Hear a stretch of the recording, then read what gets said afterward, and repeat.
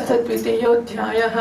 नारद उवाच भ्रातरेवं विनिहते हरिणा क्रोडमूर्तिना हिरण्यकशिपो राजन् पर्यतप्य दृशाशुचा आह चेतं वृषा गुरुणसन्तष्टदशनच्छदः कोपोज्ज्वलत्यां चक्षुर्भ्यां निरीक्षन्तु भ्रमम्बरं करालदं श्रोत्रदृष्ट्या दुष्प्रेक्ष्य भ्रुकुटिमुखः शूलमुद्यम्य सदसि दानवानिदमब्रवीत् भो भो दानवदैत्येया द्विमूर्तस्त्यक्षम्बर शतबाहो हयग्रीव नमो चेपाक इल्वल विप्रचित्ते मम वचः पुलो मनुषकुनादयः शृणुतानन्तरं सर्वे क्रियतामाशुमाचिरं सपत्नैर्घातितः क्षुद्रैर्भ्राता मेदयितः पार्ष्णिग्राहेण हरिणा समेनाप्युपधावनैः कस्य त्यक्तस्वभावस्य क्रोणैर्मायावनौकसः भजन्तं भजमानस्य बालस्येवास्तिरात्मनः मच्चूलभिन्नग्रीवस्य पूरिणा रुधिरेण वै रुधिरप्रियं तर्पयिष्ये भ्रातरं मे गतव्यथः कस्मिन् कोटे हिते नष्टे कृत्तमूले वनस्पतौ विटपा इव शुष्यन्ति विष्णुप्राणादिलोकसः तावद्यान्तभुवं यूयं विप्रक्षत्रसमेधितां सूदयत्वं तपोयज्ञस्वाध्यायव्रतदानिनः विष्णुर्द्विजक्रियामूलो यज्ञो धर्ममयः पुमान् देवर्षिपितृभूतानां धर्मस्य च परायणं यत्र यत्र द्विजागावो वेदा वर्णाश्रमाः क्रियाः तं तं जनपदं यात सन्दीपयत पृच्छत इति ते भर्तुर्निर्देशमादाय शिरसा धृताः तथा प्रजानां कथनं विदधुः कथनं प्रियाः ऊरग्रामव्रजोद्यानक्षेत्रा रामश्रमाकरान् खेटखर्मटकोशांश ददहुः पत्तनानि च केचित् खनित्रैर्विविधोश्चेतुः प्राकारगोपुरान् आजीव्यांश्चिच्छिदुर्वाक्षन् केचित् खनित्रैर्विविधोश्चेतुः प्राकारगोपुरान् आजीव्यांश्चिच्छिदुर्वृक्षान् केचित् परशुपाणयः प्रादहन् शरणान्यन्ये प्रजानां विरितोन्मुखैः एवं विप्रकृते लोके दैत्येन्द्रानुचरैर्मुहुः दिवं देवां परित्यज्य भुवि चेरुरलक्षिताः हिरण्यकशिपुर्भ्रातुः सम्परेत्तस्य दुःखितः कृत्वा कटोदकादीनि भ्रातुपुत्रान् सान्त्वयत शकुनिं शम्बरं दृष्टं भूतसन्तापनं वृकं कालनाभं महानाभं परिष्पश्रुत् मथोत्कचं पद्मातरं वृषभानं यतिं च जननीं गिरां लक्ष्मणया देशकालज्ञं इदमाह जनेश्वर ओम। બીજા અધ્યાયમાં હિરણ્યાક્ષનો વધ થતા હિરણ્યકશ્યપુ પોતાની માતાની કુટુંબીઓને સમજાવે છે એની વાત કરવામાં આવશે. નારદજી કહે છે યુધિષ્ઠિર જ્યારે ભગવાને વરાહ અવતાર ધારણ કરીને હિરણ્યાક્ષને મારી નાખ્યો ત્યારે ભાઈને આ પ્રકારે મારાતા હિરણ્યકશ્યપુ રોષથી જાણે કે સળગી ગયો અને શોકથી સંતપ્ત થઈ ગયો. બંને ભાઈને બહુ પ્રેમ હતો. એ ક્રોધથી કાંપતો પોતાના દાંતથી વારંવાર હોઠ ચાવવા લાગ્યો. ક્રોધથી સળગતી આંખોની આગથી અને ધુમાડાથી ધૂમિલ થયેલા આકાશ તરફ જોતો કહેવા લાગ્યો. એ સમય વિકરાળ દાઢો આંખ ઓખથી એની ઉગ્ર દૃષ્ટિ ચડેલી ભ્રમરોને કારણે નમો જોઈ શકાય એટલું એવું લાગતું હતું. ફરી સભામાં ત્રિશૂળ ઉઠાવીને વિમૂર્ધા ત્ર્યક્ષ્ય શંબર શતબાહુ હયગ્રીવ નમોચી પાક ઇલ્વલ વિપ્રચિતિ પુલોમાં અને શકુર વગેરે સંબોધન કરીને કહ્યું દૈત્યો અને દાનવો તમે બધા લોકો મારી વાત સાંભળો અને એના પછી હું જેમ કહું છું તેમ કરો. તમે જાણો છો કે મારા ક્ષુદ્ર શત્રુઓ દેવતાઓએ મારા પરમ પ્યારા હિતૈષી ભાઈઓને વિષ્ણુ દ્વારા મારાવી કાઢ્યો છે. જો કે એ દેવતા અને દૈત્ય દાન બંનેના પ્રત્યે સમાન છે. આ પેલું વિષ્ણુ છે ને એ દેવતા અને દૈત્ય બંને પ્રત્યે સમાન છે આમ તો. હા, છતાં પણ એટલે જો આ લોકોનું કેવું સ્પષ્ટ જ્ઞાન છે કારણ કે જય વિજય છે આમ તો. એટલે ખબર છે કે વિષ્ણુ છે એને કશો ફેરફાર નથી પડતો. પેલા દેવતાઓને દાનવાનો પ્રશ્ન છે. છતાં પણ દોડધૂપ અને અનુનય વિનય કરીને દેવતાઓ એને પોતાના પક્ષમાં કરી લીધો છે. બાકી વિષ્ણુને કઈ વાંધો નથી, પણ દેવતાઓએ ખુશામત કરીને પોતાનો બનાવી લીધો એટલે એને આપણને માર્યા, મારા ભાઈ મારી કાઢ્યો. આ વિષ્ણુ પહેલા તો બહુ શુદ્ધ અને નિષ્પક્ષ હતો, પણ હવે માયાથી વરાહ વગેરે રૂપ ધારણ કરવા લાગ્યો છે અને પોતાના સ્વભાવથી ચ્યુત થઈ ગયો છે. બાળકની જેમ જે એની સેવા કરેલું થઈ જાય છે. બોલો કેટલું સાચું છે ને કે બાળક જેવો છે. દેવતા સેવા કરે દેવતા થઈ જાય અને તમારા મારા જેવા સેવા કે આપણે તથાસ્તુ કહી દે તો એને શું? નાનું છોકરું જાણે, એનું ચિત્ત સ્થિર નથી. હવે હું મારા આ શૂળથી એનું ગળું કાપી નાખીશ અને એના લોહીની ધારાથી મારા રુધિર પ્રેમી ભાઈનું તર્પણ કરીશ, ત્યારે જઈને ક્યાંક મારા હૃદયની પીડા શાંત થશે. આ માયાવી શત્રુ નાશ થશે, એનો નાશ થશે ત્યારે વૃક્ષનું મૂળ નીકળી કપાઈ ગયું હોય ત્યારે ડાળીઓ કેવી રખડી પડે, એમ બધા દેવતાઓ જાતે સુકાઈ જશે, કારણ કે એમનું જીવન તો વિષ્ણુ જ છે. આથી તમે લોકો આ સમય પૃથ્વી પર જાઓ. આજકાલ ત્યાં બ્રાહ્મણો અને ક્ષત્રિયની બહુ વૃદ્ધિ થઈ ગઈ છે.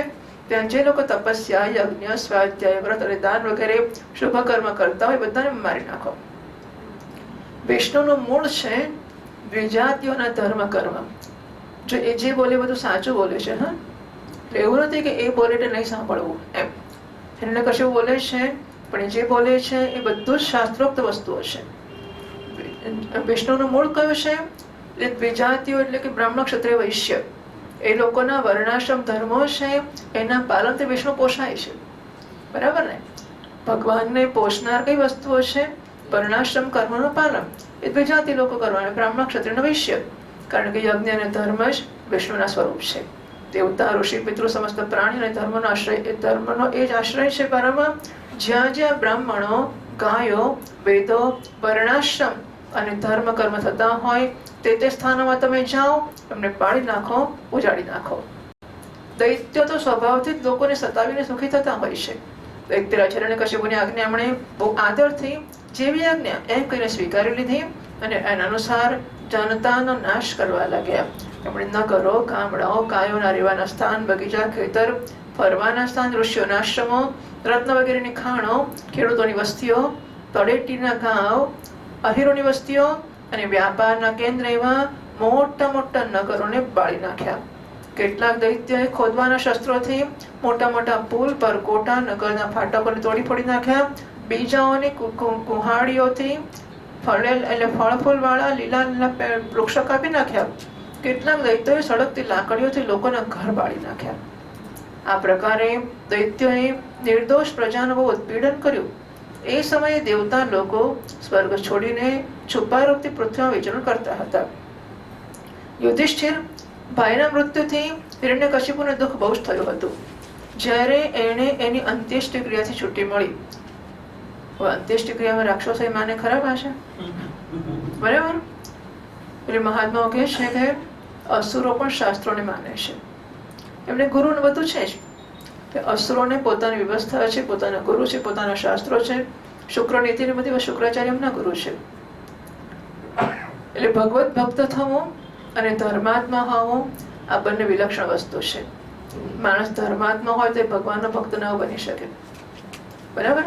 ધર્મ એટલે વર્ણાશ્રમ ધર્મ. અને હું કર્મ કરું છું, કર્મ મને ફળ આપે છે. ઈશ્વરની ક્યાં જરૂર છે? ખરી વાત છે.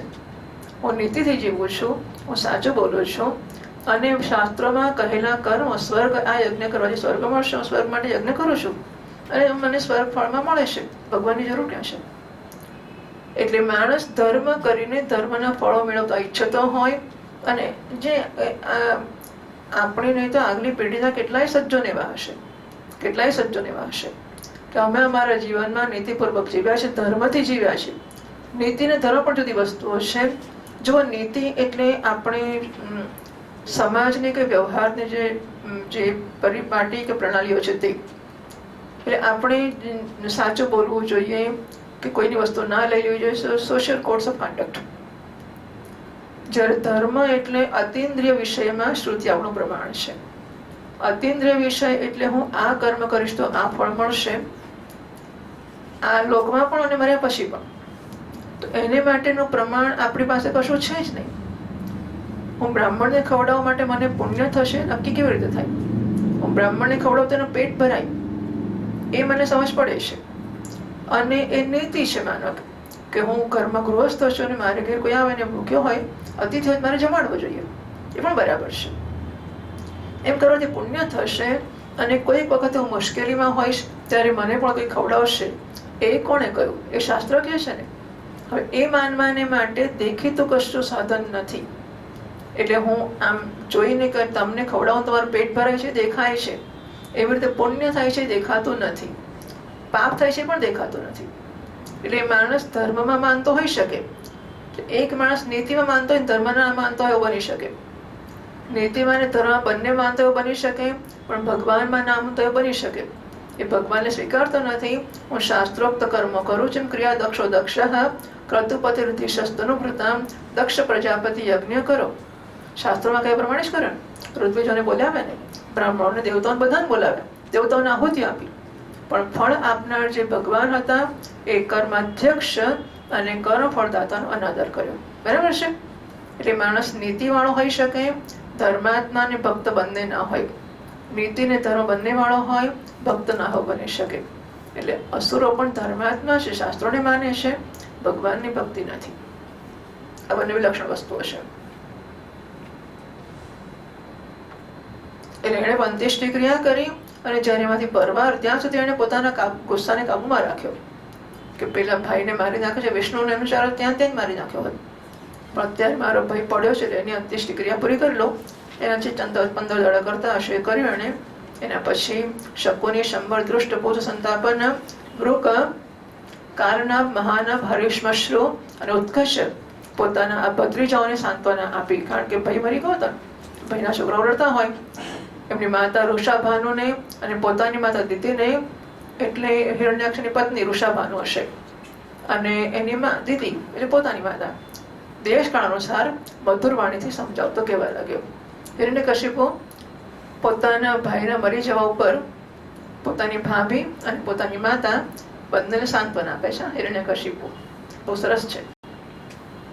હિરણ્યકશિપુ ઉવાચ અંબાં બહેવ દુઃપુત્રા વીરમ માર્હત શોચિતુમ રિપોરભિમુખે શ્લાઘ્ય શૂરાણાં બધ ઈપ્સિતઃ ભૂતાનામિહ સંવાસં પ્રપાયામિવ સુપ્રદે દૈવેનૈકૈત્ર નીતાનામ ઉન્નીતાનામ સકર્મભિઃ નિત્ય આત્મવ્યય શુદ્ધ સર્વકસ્તરવિત્પરઃ તત્તે સાવાત્મનો લિંગમ માયયા વિસૃજન ગુણાન યથાંબસા પ્રચલતા તરવોપી ચલા ઇવ ચક્ષુષા ભ્રામ્યમાણેન દૃશ્યતે ચલતીવ ભૂઃ એવં ગુણૈર્ભ્રામ્યમાણે મનસ્ય વિકલઃ પુમાન યાતિ તસ્સા લિંગો લિંગવાનિવ એષ આત્મવિપર્યાસો લિંગે લિંગ ભાવના એષ પ્રિયા પ્રિયૈર્યોગો વિયોગઃ કર્મ સંસ્કૃતિઃ સંભવશ્ચ વિનાશશ્ચ શોકશ્ચ વિદસ્મૃતઃ અવિવેકશ્ચ ચિંતા ચ વિવેકા સ્મૃતિરેવ ચ તત્રાપ્યુદાહરન્તિ મમ ઇતિહાસં પુરાતનં યમસ્ય પ્રેતબંધૂનાં સંવાદં तं નિબોધત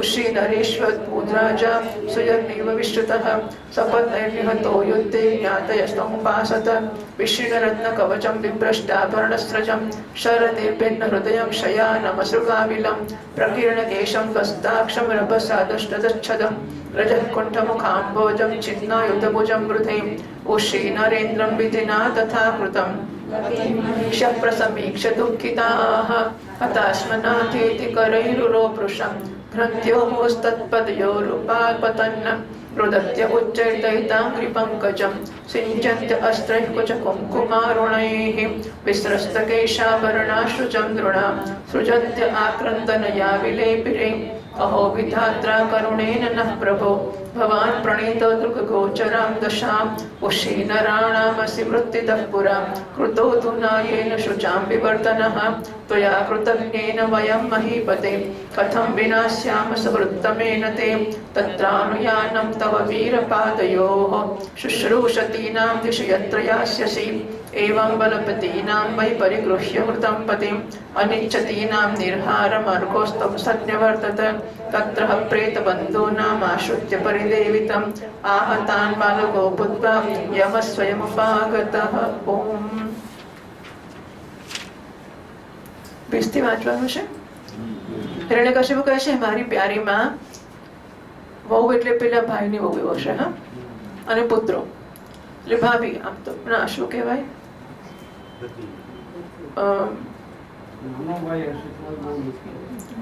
તો ભાભી જ કહેવાય. હા એટલે એવું કહેવાય, સારું. હા એટલે એને બોલાવે તો ભાભી, સારું. ઓકે, નામથી બોલાવે. આમ તો હે મારી પ્યારી માં, પછી બહુ અને પુત્રો, તમે બી હિરણ્યાક્ષને માટે કોઈ પ્રકારનો શોક ના કરશો. પુત્રો એટલે બદલી જાઓ ન કરવો જોઈએ. વીર પુરુષ એવું ઈચ્છે છે કે લડાઈના મેદાનમાં પોતાના શત્રુની સામે એના દાંત ખાટા કરીને પ્રાણ ત્યાગ કરે. વીરોને માટે આ જ મૃત્યુ પ્રશંસનીય હોય છે. હે દેવી, જેવી રીતે દેવી એટલે પેલી પુત્રવધુ ભાઈની વાઈફ, પેલા ભાભી, જેવી રીતે પરબ ઉપર બહુ બધા લોકો ભેગા થયા હોય પણ એમને મળવાનું તો જરાક વારનું જ હોય છે, એવી જ રીતે પોતાના કર્મોના ચક્કરથી દૈવશાત જીવો પણ મળે છે અને છૂટા પડે છે. વાસ્તવમાં આત્મા આપણા જેવું છે ને. વાસ્તવમાં આત્મા નિત્ય, અવિનાશી, શુદ્ધ, સર્વગત, સર્વજ્ઞ અને દેહ ઇન્દ્રિયાથી પૃથક છે. જ્યોતિર્બ્રહ્માંડમાં કેટલી કચકચ કરવી પડે છે, પૃથક છે કે નથી? નહીં. એ હિરણ્યકશિપુને ખબર છે કે પૃથક છે. એ પોતાની અવિદ્યાથી જ દેહ વગેરેનું સર્જન કરે છે અને ભોગોના સાધન સૂક્ષ્મ શરીરનો સ્વીકાર કરે છે. જેવી રીતે હાલતા પાણીની સાથે એમાં પ્રતિબિંબિત થનાર વૃક્ષ પણ હાલતા દેખાય છે, જાણે કે હોય એમ. અને ગોળ ગોળ ફેરવવામાં આવતી આંખ દ્વારા આખી પૃથ્વી પણ ફરતી હવે દેખાય છે. એ કલ્યાણી એ જ પ્રકારે વિષયોના કારણે મન ભટકવા લાગે છે અને વાસ્તવમાં નિર્વિકાર હોવા છતાં પણ એની સમાન એટલે કે મનની સમાન જ આત્મા પણ જાણે કે ભટકતો હોય એવું જણાય છે. સ્થૂળ સૂક્ષ્મ શરીરોમાંથી કોઈ પણ સંબંધ આત્માનો નથી, છતાં પણ એ સંબંધી હોય એવું જણાય છે. બધા પ્રકારથી શરીર રહિત આત્માને શરીર સમજી લેવું પસંદ નામ તો અજ્ઞાન છે. આથી પ્રિય અથવા અપ્રિય વસ્તુઓનું મળવું અને છૂટા પડવું થાય છે પેલા અજ્ઞાનને કારણે. આથી કર્મોની સાથે સંબંધ થઈ જવાને કારણે સંસારમાં ભટકવું પડે છે. અજ્ઞાનને કારણે પ્રિય અપ્રિય થાય છે, અજ્ઞાનને કારણે સંસારમાં કર્મોમાં સંબંધ થાય છે, એને કારણે સંસારમાં ભટકવું પડે છે. જન્મ મૃત્યુ, અનેક પ્રકારનો શોક, અવિવેક, ચિંતા, વિવેકની વિસ્મૃતિ, આ બધાનું કારણ અજ્ઞાન જ છે.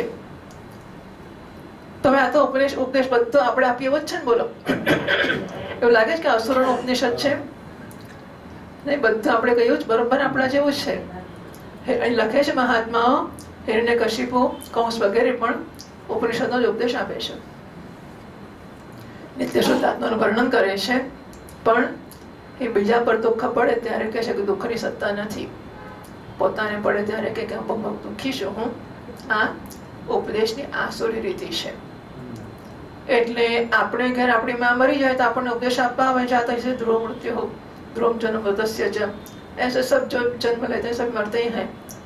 એટલે આપણે ધીમે ધીમે આશ્વસ્ત થઈએ પછી ભૂલી જઈએ કે ચાલો બરાબર છે. પછી એને ઘેર થયો પ્રસંગ, એટલે એને ઘેર આપણે ગયા રડવા એનો તો કેટલું સમજાવીએ જાતા છે ધ્રુવ મૃત્યુની અસર જ ના થાય કશી. કે તે તો મને શીખવાડ્યું હતું કે જન્મે મરે છે તો શું કામ રડે છે? થાય, મારે ઘેર થાય તારે ઘેર થાય. वो माँ तो तेरी थी, बकरी तो मेरी है કે છે. એ માં તારી મરી ગઈ હતી તેમાં હું તને સલાહ આપતો હતો, બકરી તો મારી મરી ગઈ કે છે. આ આસુરી ઉપનિષદ છે. એટલે પારકાની વખતે કામ લાગે, પોતાની વખતે ઉપયોગમાં ના આવી શકે. આ વિષયમાં મહાત્મા લોકો, હવે આપણે હિરણ્યકશિપુની વાત કરીએ છીએ. આ વિષયમાં મહાત્મા લોકો એક પ્રાચીન ઇતિહાસ કહ્યા કરે છે. આ ઇતિહાસ મરેલા મનુષ્યના સંબંધીઓ સાથે યમરાજાની વાતચીત છે. તમે લોકો ધ્યાનથી એને સાંભળો. ઉશિરાના દેશમાં એક મહાન યશસ્વી રાજા હતો. એનું નામ હતું સુયજ્ઞ. લડાઈમાં શત્રુઓએ એને મારી નાખ્યો. એ સમયે એના ભાઈ બંધુઓ બધા ઘેરીને બેસી ગયા. એના રત્નજડિત કોચ છિન્ન ભિન્ન થઈ ગયો હતો. અલંકારોની માળો નષ્ટ ભ્રષ્ટ થઈ ગઈ હતી. બાણોના મારથી કરેજો કપાઈ ગયો હતો. શરીર લોહીથી લથપથ હતું. વાળ વિખેરાયેલા હતા. આંખો બહાર નીકળી આવી હતી. ક્રોધના માર્યા દાંતોથી એના ઓઠ દબાયેલા હતા. કમળ સમાન મુખ ધૂળથી ઢંકાયેલું હતું. યુદ્ધમયના શસ્ત્ર અને એની બાહેલે હાથ કપાઈ ગયા હતા. રાણીઓએ દૈવ વશાત પોતાના પતિદેવ ઉશિનર નરેશની આ દશા જોઈને બહુ જ દુઃખ થયું. એ બધી હા નાથ, હમ તો અભાગીન બેમોત મારી ગઈ, આમ કહીને વારંવાર જોરથી છાતી પીટતી પોતાના સ્વામીના ચરણો પાસે પડી. એ જોર જોરથી એટલું રડવા લાગી કે એમના કુચ કુમકુમથી મળીને વહેતા લાલ લાલ આંસુઓએ પ્રિયતમના ચરણ કમળ પખાડી દીધા. એમના કેશ અને અલંકારો આમ તેમ વિખેરાઈ ગયા. એ કરુણ ક્રંદન સાથે વિલાપ કરી રહી હતી, જેને સાંભળીને મનુષ્યના હૃદયમાં શોકનો સંચાર થઈ જતો હોય. હાય હાય, વિધાતા કેટલો ક્રૂર છે. હે સ્વામી, એ વિધાતાએ આજે આપને મારી આંખોથી ઓઝલ કરી નાખ્યા છે. પહેલા તો સમસ્ત દેશવાસીઓના જીવનદાતા હતા. આજે એ જ આપ એવા બની ગયા છો કે આપ અમારા શોકને વધારી રહ્યા છો. એ કોણે વિધાતાએ કર્યું? પતિદેવ આપ અમને બહુ પ્રેમ કરતા હતા, અમારી થોડીક પણ સેવાને આપ બહુ માની લેતા હતા. હાય હાય, આપના વગર અમે કેવી રીતે રહીશું? હવે અમે આપના ચરણને દાસી છીએ. હે વીરવર, આપ જ્યાં જઈ રહ્યા છો ત્યાં આવવાની અમને પણ આજ્ઞા આપો, અમે પણ આપની સાથે આવીએ. આ બધું તમે લોકોએ વધારે સાંભળ્યું હશે, જો કે પણ એ મેં એક જ વાર સાંભળ્યું છે. પણ એટલે અત્યારે તો કદાચ નહીં થતું હોય નહીં આવું. એટલે પેલો માણસ મરી જાય ને પછી એની પાછળ ખાસ રડવાનું સ્પેશિયલ માણસ, સ્પેશિયલ માણસો હોય અને એ લોકો બહુ સરસ, જરા યાદ નથી આવતું હા, પણ એ કેવું ગાતા હોય. પણ હા, એ આટલું ઉડી લે પેલા તો એને રડવું ના પડે, પણ એવું ગાય કે સાંભળનાર બધા રડવા મળે. હા, અને મરેલા માણસના ગુણો બહુ સુંદર રીતે ગાતા છે લોકો. એટલે મેં આ છોકરો મારો કાકાનો છે એટલે હું એને કહું છું કે આપણે અમારા મોસાળના ઘરની સામે પેલા કાશીરામ તહેવાર થાય, કાશીરામ તહેવાર હતા, શું નામ હતું, મોટા મામાના ઘરની સામે એના તહેવાર પડ્યું જ હતું. ત્યાં એક વડીલ મરી ગયા હતા ત્યારે મેં સાંભળ્યું છે. આમ મારા મોટા મામાના ઘરની સામેનું રજની માસી બધા રહે, પણ એક વાર મેં સાંભળ્યું છે. ને આ બહુ એટલે એ પણ એક કળા છે હવે. એટલે જવરા ભેગા થઈને બધા એટલે આ એનો નમૂના આપ્યો ને, હાય હાય કેવી કરું છે વિધાતા, અમારા પતિ કેટલા ઉદાર હતા, કેટલા આમ હતા તેમ હતા. સો આ બધી વસ્તુઓનું એક સ્થાન તેવું હશે કે જેને ત્યાં so home they brought her body dead, she not cry. એટલે પેલું નજીકનું મૃત્યુ થયું હોય ને એવો આઘાત લાગે કે માણસ રડતો ના હોય. હા, અને એમાં મરી જાય માણસ. આ તો મારી કલ્પના આવી છે. હા, એટલે એ માણસને રડવાની અનુકૂળતા કરી આપવા માટે આ બધી વસ્તુઓ થતી હશે કે જેથી કરીને એને રડવાની તક મળે, એવું હોઈ શકે. સાથે સાથે મરેલાને યાદ પણ કરવું, કારણ કે એના ગુણોને યાદ કરવાનો વખત છે, તો ગુણો યાદ કરવાનો પણ વખત હશે કદાચ. મારી એવી શ્રદ્ધા હોય છે કે બધી વસ્તુની પાછળ કોઈક કારણો હશે આપણા સમાજમાં, આવું બનાવ્યું હશે. અને પછી બધા ભેગા થઈને જાય ને કદાચ પૈસા કે આપે કે મને ખબર નથી, આપે એટલે કોને આપે? જેના ઘરમાં મૃત્યુ થયું હોય એને આપે. એ તો વેચાતા આવ્યા એટલે એમને આપવા પડે એવું નહીં. પણ ટૂંકમાં આ બધું એવું પણ એટલે બધા પ્રસંગ લગ્નના ચાંદલા બાંદલા પણ એટલા માટે કે ઘરનો ખર્ચો ખડાફરી બધા મળે એમ. હા, એટલે મારું તો મને જ ખબર જ નથી કે શું કરે છે. મને એમ થયું કે પૈસા આપવાનો રિવાજ હશે તો એટલા માટે ખર્ચો કાઢી શકે ને. એટલે દરેક પ્રસંગને એવી સામાજિક રીતે ગોઠવામાં આવેલા છે કે બધી વસ્તુમાં 15 દાડાને બધું કામકાજ ચાલે. એ તો શાસ્ત્રોક્ત છે, અન્ય શાસ્ત્રોક્ત છે, એના પુણ્યો છે જ અને પિતૃઓને મળે જ છે, એમાં શંકા જ નથી. એટલે આપણે બહુ હોશે. હમણાં જ એક મેસેજ હતો વોટ્સએપ ઉપર. હા, શું હતું યાદ છે?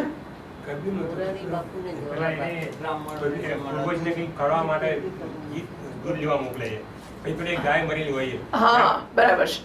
એવો હતો મેસેજ કે કબીરને દૂધ લેવા મોકલ્યો કે આપણે બાપનું શ્રાદ્ધ છે તો દૂધ લઈએ. પેલો દૂધ લેવા ગયો પછી બેસી ગયો કે હા, પછી ગાય મરેલી પડી હતી તો ઘાસ લઈને બેઠો એની પાસે. આખી રાત પૂરી થઈ ગઈ. પછી પેલો બાપ શોધવા આવ્યો, કલ્યા તને મોકલ્યો તો શું કર્યું? તો ગાયને ઘાસ ખવડાવવા બેઠો છો. કે ગાય તો મરી ગઈ છે, ક્યાં ખાવાની છે? તો મરેલા બાપ દૂધ પીવાના જ તમારા.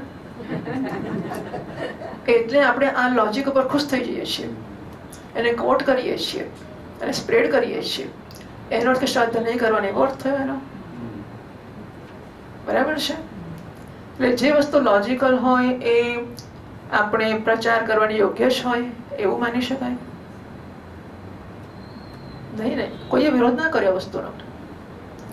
આ મેસેજ વાંચીને બધાએ ચલાવી રાખ્યું કેમ કોઈએ ના કહ્યું કે આ ખોટું છે? મેં તો કહ્યું જો કે એને કોઈ સપોર્ટ ના કર્યો. આ વસ્તુ કોઈ દેખાતી જ નથી. મેં લખ્યું કે એનો અર્થ એવો છે કે પિતૃઓને શ્રાદ્ધો નહીં કરવાના. Does that person mean that? એટલે આ બધા પ્રચારો હિન્દુ સિવાયના લોકો કરે જ છે. એ મેં તો બહુ જ રડ્યું ખોડ્યું ક્યારેક એને બા હતી ને ટીવી ચલાવતી હતી ત્યારે મેં સાંભળેલું કોઈક વખતે કે તમે કોઈને ઘેર કાગડા થઈને ખાવ છો, જાઓ છો ખાવા?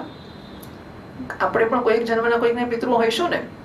આ કોઈક સંપ્રદાય વાળા મહાત્મા બોલતા હતા પ્રવચનમાં કે તમે કોઈ દાડો કાગડા થઈને કોઈને ઘેર ખાવા ગયા છો તો તમારા મા બાપ તમારે કઈ કાગડો થઈને ખાવા આવશે? એનો કે કાગડાને નહીં નાખવાના, આપણે જે પેલું શું નાખીએ છીએ કાગવાસ, બધું નહીં નાખવાનું એમ કહેવા માંગીએ છીએ આપણે. હવે એ તો બીજા સંપ્રદાયના છે એટલે કહે છે જુદી વાત છે. એ લોકો પૂર્વજન્મ નથી માનતા. આપણે તો માનીએ છીએ ને. આપણે તો શ્રાદ્ધના આપણે ધાર્મિક લોકો છીએ ને, આપણે આસ્તિક લોકો છીએ ને, તો આપણે શ્રાદ્ધમાં માનીએ છીએ કે નથી માનતા? પછી we can't quote this thing. આ વસ્તુઓને કોટ કરીને આપણે આપણી જાતને મૂર્ખ ના બનાવી શકીએ. આ શાસ્ત્રોમાં કહેલી વસ્તુઓ છે અને એને માટેના ઘણા કારણો, તર્કો આપણા મહાત્માઓએ આપ્યા છે કે શ્રદ્ધયા ક્રિયતે શ્રાદ્ધમ, શ્રદ્ધાપૂર્વક જે કરવામાં આવે છે શ્રાદ્ધ છે. એક વસ્તુ છે. એને માટેની દલીલ આપણે એવી આપતા હોઈએ છીએ કે આપણે મેગેઝિનનો લવાજમ આપણે ભરીએ અને લખીએ કે આ વસ્તુ પેલા સરનામે મળે તો પૈસા હું અહીં ભરું ત્યાં મળે, એવું બને છે કે નથી બનતું? એ લોકો એમ કહે છે કે ભાઈ તમે જે એમ થતું હોય તો ડબ્બો તમે અહીંથી ઋષિકેશ જાઓ તો ડબ્બો ના લઈ જાઓ, ઘેર ખાઈ લેશું, તમને મળી જશે. શું તમે નાસ્તો લઈ જાઓ છો? અમને દલીલો કરતા આવડે જ કરવી હોય તો. પણ અમે આવી દલીલ કરીએ છીએ કે લવાજમ આપણે અહીં ભરીએ તો એ મેગેઝિન હું જો સંકલ્પ એવો કરું, એવું લખો પેલામાં કે ભાઈ આ પૈસા આ પુસ્તક તેને મળે તો મળતું હોય છે. એ પ્રકારે કર્મ કરીને સંકલ્પ કરીએ છીએ કે આનું ફળ આને મળે છે. અને એટલા માટે આપણે શાસ્ત્રોએ જે કહ્યું છે એને ખોટું સિદ્ધ કરવાનું કોઈ પ્રમાણ નથી આપણી પાસે. શાસ્ત્રોનું કહેલું ખોટું છે સિદ્ધ કરી શકીએ છીએ, આપણે નથી કરી શકતા. એટલા માટે એ સાચું છે આપણે માટે. એક વસ્તુ. બીજી વસ્તુ શ્રદ્ધાપૂર્વક કરવામાં આવે છે, એ કરવામાં આવે છે, વડીલો કરતા આવે છે માટે આપણે કરીએ છીએ. પછી એ લોકો એવું પણ કહે છે મહાત્માઓ કે મરેલા મા બાપનું કરતા જોશે તો છોકરાઓને તો શક્તિ જીવતાનું તો કરવું જ જોઈએ ને, જો મરેલાનું કરીએ તો. બરાબર? આ દરેક વસ્તુની પાછળ ઘણી બધી વસ્તુઓ છે. અને મા બાપ મરી ગયા થોડા દાડા યાદ તો કરો, 12 મહિને એકવાર તો યાદ કરો. આપણે મરી ગયા એટલે બસ ફેંકી આવવાના, એમની ચિંતા જ નહીં કરવાની. તો આ બાને યાદ કરીશું તો મા બાપના ગુણોને યાદ કરીશું. મહાત્માઓના આશ્રમમાં દર વર્ષે કેટલા મહાત્માઓ ગયેલા હોય એમની તિથિ ઉજવાતી હોય છે, દર વખતે ભંડારો થતો હોય છે, દર વખતે એમના ગુણગાન ગવાતા હોય છે. એ બાને તમે મા બાપના ગુણગાન ગાશો, યાદ કરશો કે દાદા આવા હતા, દાદી આવી હતી, આટલા ઉદાર હતા, આટલા પ્રેમાળ હતા અને આટલા સેવાભાવી હતા. કેટલું મેં હમણાં તમને કહ્યું તે કર્યું હશે. મહર્ષિ અરવિંદ એ કોઈક જગ્યાએ એમના પિતાનું નામ યાદ છે, કૃષ્ણધન કેવું હતું કે ડોક્ટર સો એન્ડ સો. મહર્ષિ અરવિંદના પિતાનું નામ ડોક્ટર કૃષ્ણધન કેવું કંઈક છે. તો એ વર્ષો પછી એ જ્યારે મોટા મહાત્મા થઈ ગયા હતા એટલે દેશની સેવાની દ્રષ્ટિએ પણ ખરા, દેશભક્તિ તરીકે પણ, દેશભક્ત તરીકે પણ અને કદાચ સાધુ તરીકે પણ. મોટે ભાગે આ જે વાત હું કરું છું દેશભક્તિ વખતની હશે. તો કે છે કોઈક જગ્યાએ ગયા ને ગામમાં એટલો બધો આદર થયો એમનો, રાજાની જેમ જાણે. એમને આશ્ચર્ય થયું, એમને પોતાને આશ્ચર્ય થયું કે કેમ આટલું સ્વાગત થાય છે. પછી ખબર પડી કે ડોક્ટર કૃષ્ણધનના છોકરાનું થાય છે, અરવિંદનું નથી થતું. બરાબર? એટલે એમના પિતા એ વિશેષ પ્રકારનું વ્યક્તિત્વ હતું, વેલ, પણ સેવાભાવી ઘણા હતા. હિન્દુસ્તાન માટે આદર નહોતો, હિન્દી સંસ્કૃતિ માટે કશા માટે આદર નહોતો એમનો. એ છોકરાઓને પૂરા વિદેશી બનાવવા માટે મચી પડ્યા હતા. પણ બધા છતાં પણ આપણી સેવાઓ ખૂબ કરેલી હતી. અને અરવિંદ લખે છે કે મને ખબર પડી કે આ જે આદર હતો એ મારો નહોતો, આ ડોક્ટર સો એન્ડ સોના છોકરાનો આદર હતો. તો આપણે આ જાણીશું તો આપણને થશે કે આપણા બાપ જેવું કરીએ આપણે. એટલે મા બાપોને વાર તહેવાર યાદ કરી અગત્યની વસ્તુઓ છે ને, એ તો આપણું મૂળ નથી. આપણે મૂળ વગરના થઈ જઈશું એક તો. એટલે આપણને આપણી પરંપરાનું, આપણા ગૌરવનું, આપણા કુળનું, આપણા વંશનું કશાનું ભાન નહીં રહે. અને તો આપણે આદર નહીં કરીએ, આપણે નહીં શીખીએ, નહીં સ્વીકારીએ. આ બધા કારણોથી શ્રાદ્ધ વગેરે અત્યંત અગત્યના માનીએ છીએ. આપણે તો આવું જાણવાની, આ તો હવે જ્યારે પેલા નહીં માનનારા બીજી દલીલો શોધી લાવે છે ત્યારે સામે આપણે આ દલીલ શોધવી પડે છે. બાકી આપણે દલીલની જરૂર નથી, શાસ્ત્રોએ કહ્યું છે એટલે અમે કરીએ છીએ, પૂરું થઈ ગયું. આપણા મા બાપ કરતા આવે છે એટલે કરીએ છીએ. અને એટલે સુધી કે એને સ્વીકારનારા પિતૃ આવીને જાતે જમી જાય છે. આવું પણ સાધુઓએ અનુભવ કર્યા છે કે પિતૃઓ જાતે આવ્યા પાટલે બેસીને જમીને ગયા.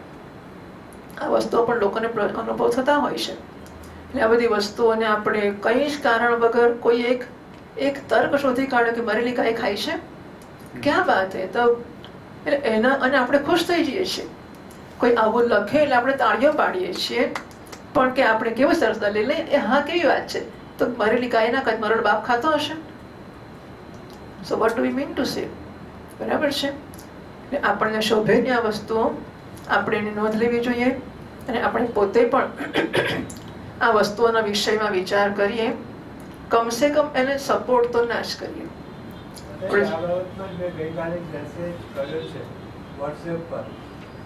કૃષ્ણ તીર્થ ઉપર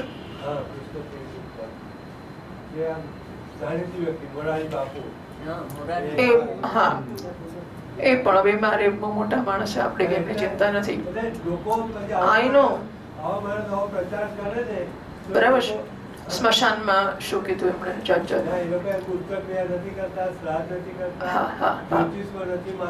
બરાબર છે. આ પહેલા આવી ગયેલી જ વસ્તુ. બ્રાહ્મણ की બહુ મહાન જે આક્રમક રીતે થવું જોઈએ એ રીતે નથી બોલી શક્યા. બિચારા મોઢીલા બ્રાહ્મણ છે બોલનારા. પણ વોટ એવર એવું છે કે હાથી પાછળ કૂતરા, હું એ જ કહું છું, એ જ હાથી પાછળ કૂતરા પછી એવું થવાનું. આમની પાછળ તમે આટલી વિડીયો મૂકી બનાવી મૂકો નથી, ઇટ મીન્સ જસ્ટ નથિંગ, કશું નહીં. એટલે આપણે લોકો આ વસ્તુ સમજીએ, આપણને કે કોઈ ફોટા નથી પાડવા, પણ as business we are concern આપણે જાણવું જોઈએ કે અંધશાળામાં પૈસા આપવા હોય, અપંગ માનવ મંડળમાં આપવા હોય કે ગરીબોને કે કશે ખવડાવવું વાંધો નથી, પણ શ્રાદ્ધના બદલામાં કરવાની જરૂર નથી. બરાબર? તમે તમારું શાસ્ત્રોક્ત વસ્તુ કરો, પછી વધારે પૈસા હોય તો આપો, જ્યાં આપવા હોય તેમ સેવા કરવાની આપતે. એટલે ઈષ્ટ અને પૂર્ત, તો સામાજિક સેવા એ પૂર્ત કરવામાં આવે છે. આપણે એ કરવા અન્ન ક્ષેત્રમ અન્ન પ્રદાનમ આરામઃ પાપી કુપતડાકાદિ દેવતાયતનાની ચ અન્ન પ્રદાનમ આરામઃ પૂર્તમિતિ અભિધીયતે. તો ભાવ ખોદાવા, કુવા ખોદાવા, તળાવ ખોદાવા, દેવતાએ મંદિરો બંધાવવા, અન્ન પ્રદાન દાન અન્ન ક્ષેત્રો ખોલવા, આરામ બગીચાઓ બનાવવા, આ બધા પૂર્ત કર્મ છે, સામાજિક કર્મ છે. કરો, પૈસા હોય તો, ઈચ્છા હોય તો, સેવાની દાનત હોય તો, જે કરવું હોય તે કરો. પણ એ કરવું છે માટે યજ્ઞ ના કરું કે યજ્ઞને બદલે કરી સંતોષ માનો, તે બધું બરોબર નથી. અને એટલા માટે જે વસ્તુ જ્યાં કરું, આપણે તો મેં કહ્યું આપણે એટલા બધા શ્રદ્ધાળુ હોઈએ કે શાસ્ત્રોએ કહ્યું છે માટે કરીએ છીએ, મા બાપ કરતા માટે કરીએ છીએ, આપણે પરિવારમાં થતા હોય છે માટે કરીએ છીએ, તો પ્રશ્ન જ નથી આવતો. પણ આપણે તો દલીલથી અને આપણે એટલા બધા ભોળા લોકો હોઈએ છીએ કે કોઈક આટલું કશું કહે લે, હા આપણે કેવા, એટલે આપણને આપણા પર હસવાનું બહુ ગમે છે. આપણે આપણને જ ખોટા પાડીને ખુશ થઈએ છીએ કે હા વાત સાચી છે, કેવા મૂર્ખ છે નહીં આપણે આને કોટ કરીને એવું કહીએ છીએ કે આપણે મૂર્ખ છીએ. એનો શું અર્થ થાય? શ્રાદ્ધ કરનારા મૂર્ખ છે ને કે મરેલી ગાય પાછળ બેઠા બેઠા ખવડાવે છે, એવું થયું. माताजी पूरा वर्ल्ड में आंधी आया, गुजरात में नहीं आया. गुजरात में 40 यज्ञ किया करके मैंने सुना. और ये रेती का आंधी आया नहीं, किसी का आंख में रेती नहीं गई. दिल्ली वहाँ सब वो लोग सब छोड़ दिया, सब लोग अनुभव हुआ रेती का आंधी आके. એટલે આપણી પાસે એટલી બધી વસ્તુઓ છે, બતાતા હે. હવે અહીંયા ઘણું થતું તો હશે જ ને, નહીં બીજું થતું હશે. એટલે આપણે કશું જસ્ટ એમ કોટ કરવા નથી માંગતા હોતા, પણ આ તો સમજી જ લઈએ કે આપણે જે કંઈ કરી રહ્યા છે શાસ્ત્રોક્ત વસ્તુઓ છે, એને અસિદ્ધ કરવાના પુરાવા નથી આપણી પાસે. અતિન્દ્રિય વસ્તુમાં શાસ્ત્ર પ્રમાણ છે. અતિન્દ્રિય એટલે જે વસ્તુ આપણે પ્રત્યક્ષ પ્રમાણથી સિદ્ધ નથી કરી શકતા, એના માટે શાસ્ત્ર પ્રમાણ છે, ધર્મ માટે અને સ્વર્ગ માટે અને મોક્ષ માટે. અને તો પછી શાસ્ત્રમાં કઈ વસ્તુઓ કરીએ છીએ આપણે, અને નાની મોટી વસ્તુથી અંજાઈ ના જઈએ. આપણે કેટલી બધી, હમણાં મને કોઈકે પૂછ્યું કે એક બહેનને સાપનો ભય લાગે છે, એટલી હદે ભય લાગે છે કે મંદિરમાં, શંકર ભગવાનના મંદિરમાં જઈને પેલા શિવજીના સાપ જુએ ને ખોટા, એની પણ બીક લાગે. શિવજી બહુ ગમે છે પણ એમના મંદિરમાં જઈ શકતા નથી કે એ સાપનો પણ સખત ભય લાગે છે, તો શું કરવું? મેં બ્રાહ્મણને પૂછ્યું, એણે મને મંત્રો બતાવ્યા. તમે આ મંત્રો કહો એને મહિનામાં જ અસર દેખાઈ શકે છે. બોલો, આવા તો કેટલા હું તમને કહી શકું. આપણી પાસે આ વસ્તુઓ છે, બીજા કોઈને છે ખબર આવી? અને લેજિટિમેટ મીન્સ શાસ્ત્રોક્ત રસ્તો. પેલા મંત્ર મેં કે પોપટવાળી એ બધી વસ્તુઓ નહીં. જે માણસો જશે જ, દેશી હોય કે વિદેશી હોય, મુશ્કેલી બધાને આવવાની જ છે. અને શાસ્ત્રોક્ત રસ્તાઓ નહીં હોય ત્યાં એ લોકો ઊંધા જતા રસ્તા માટે જવાના જ છે. કારણ કે માણસ ભાગી પડે ને ક્યાં જાય? જરૂર પડે ત્યારે દેશી વિદેશી ગમે તે માણસો ભાગી જ પડે મુશ્કેલી આવે એટલે. આપણી પાસે આશ્વાસનના ઘણા સ્થાનો છે, મહાત્માઓ છે, મંદિરો છે, દેવતા છે. અરે નારાયણ છે આપણો. હું નારાયણ પાસે જઈને રડી શકું છું કે નારાયણ આ શું કર્યું તે? એમને રડવાની જગ્યા ક્યાં છે? કોઈ જગ્યા નથી.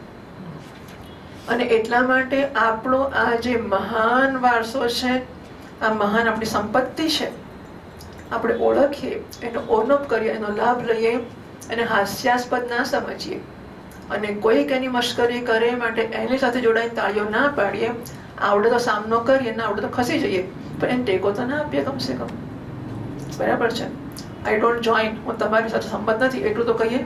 ભલે સંમત ના 50 જણા લખી દઈએ નીચે, હું સંમત નથી, હું સંમત નથી, હું સંમત નથી, કેમ ના લખીએ?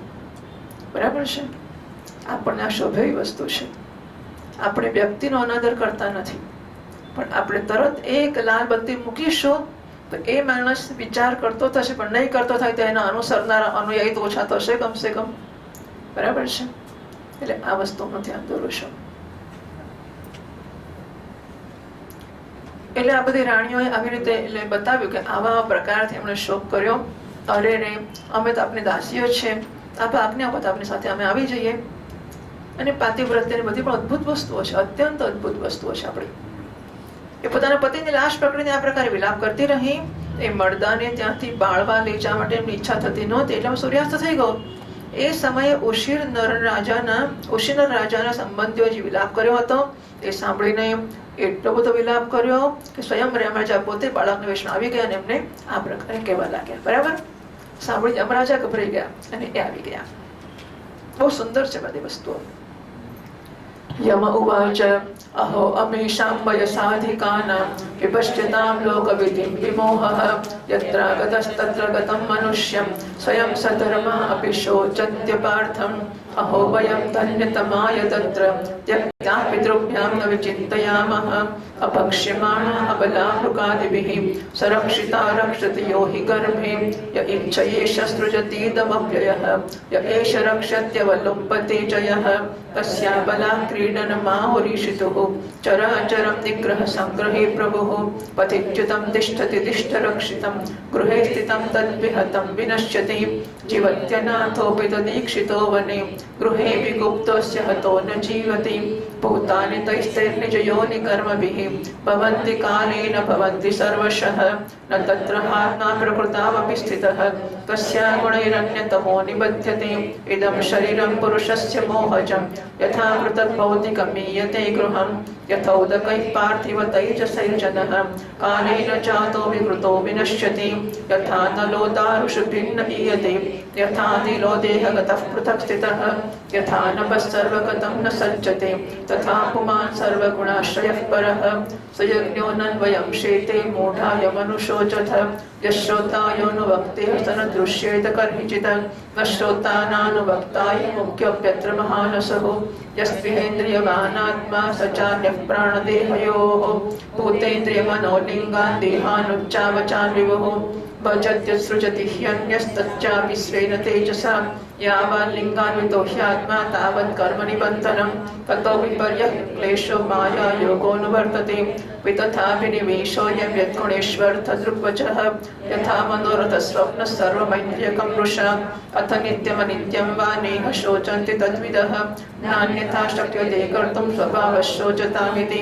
लुप्तको विपिने कश्चित् पक्षिणां निर्मितोऽन्तकः वितत्य चालं विदते तत्र तत्र प्रलोभयन् कुलिङ्गमिथुनं तत्र विचरत् समदृश्यत तयः कुलिङ्गी सहसा लुप्तकेन प्रलोभिता सा सज्जत शिजस्तन्यां महिषी कालयन्त्रिता कुलिङ्गस्तां तथा पन्नां निरीक्ष्य कृशदुःखितः स्नेहात् कल्पः कृपणः कृपणां पर्यदेवयत अहो अकरुणो देव स्त्रिया करुणया विभुः कृपणं मानुषोचन्त्य दीनया किं करिष्यति कामं नयतु मां देवः किमर्थेनात्मनो हि मे दीनेन जीवता दुःखमदेन विदुराशिषा कथं त्वजातपक्षांस्तान् मातृहीनान् विपर्म्यहं मन्दभाग्यं प्रतीक्षन्ते नीडे मे मातरं प्रजाः एवं कुलिङ्गं विलपन्तमाराद विप्रिया वियोगातुरमश्रुकण्ठं स एव तं शाकुनिकशरेण विव्यातकालप्रहितो विलीनः एवं युयमपश्यन्त्य आत्मापायमबुद्धयः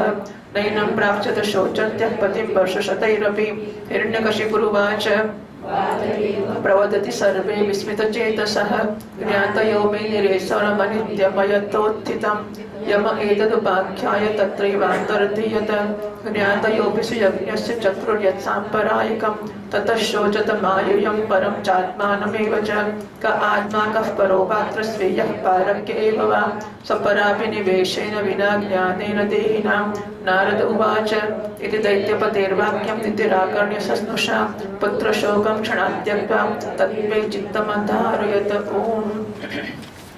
યમરાજા કહે છે એ બાળકના વેશમાં આવ્યા છે અને હિરણ્યકશિપુના જે બધા સ્વજનો છે એમને ને પેલો ઓશિનર નરેશના જે બધા લડે છે ને એ કહે છે અરે આશ્ચર્ય વાત છે આ લોકો તો મારા કરતા ડાયા છે હા બરાબર લોકોને મરવા જીવાનું જોતા રહે છે છતાં એટલા મૂળ છે અરે રે આ મનુષ્ય જ્યાંથી આવો ત્યાં ચાલ્યો ગયો આ લોકોએ પણ એક ના એક દિવસે ત્યાં જવાનું છે પછી જોશ મોટા એટલો શોર છે ના કરતા હશે શોક કરે છે તમારા કરતા અમે કેટલા સારા છે બોલો પરમ ધન્ય છે અમે તો કારણ કે અમને પેલું બાળક કહે છે હા મને મારા મા બાપે છોડી દીધો છે મારા શરીરમાં હજુ પૂરતું બળ પણ નથી છતાં મને કોઈ ચિંતા નથી ભરો વગર હિંસક જંતુ મારો વાળ પણ વાંકો ન કરી શકતા નથી ગર્ભમાં જેણે રક્ષા કરી હતી એ જ જીવનમાં પણ અમારી રક્ષા કરે છે ત્યાં મા બાપ કોણ રક્ષા અંદર કરતું હતું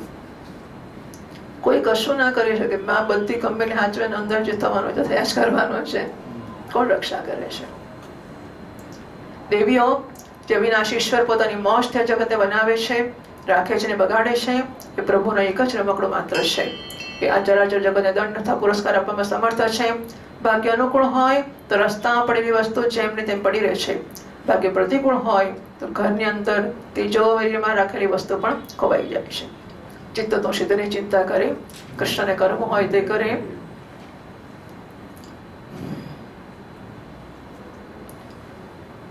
જાવાનું તે એની પેર જાશે જમ ગજ કોઠું કરે થાવાનું તે એની પેર થશે જેમાં શ્રીફળ પાણી ભરે ઓકે દયારામ કહે છે થનારું હશે તેમ થશે કે પેલું નાળિયેર તો બધું કાચનું કેટલું મજબૂત છે અંદર પાણી ભરાઈ ગયું ને થવાનું હતું તો ગમે એમાંય પાણી ભરાશે અને જવાનું હશે તો લોકો કહેશે કે અને આ વાત સાચી છે મેં સાંભળ્યું કે હાથી કોઠું ખાય છે તો આખું ને આખું જ ગળી જાય છે અને મળમાં બહાર આખું ને આખું જ કાઢે છે પણ અંદરથી પૂરું થઈ ગયું હોય છે બરાબર અને એ સાચું છે મને લોકોએ કોઈ જાણકારો એ વાત સાચી છે કે ખાય છે ત્યારે આખું ખાય છે નીકળે છે આખું જ નીકળે છે અંદરથી કોઠું ખવાઈ ગયું છે જાવાનું તે એની પેર જશે જમક જ કોઠું કરે ચિત્ત તો સિદ્ધની ચિંતા કરે કૃષ્ણને કરવું હોય તે કરે શું કરવા મરી જવું આમ કહે નારાયણ ધાર્યું પુરુષાર્થ કરવાનો ચિંતા નહીં કરવાની બસ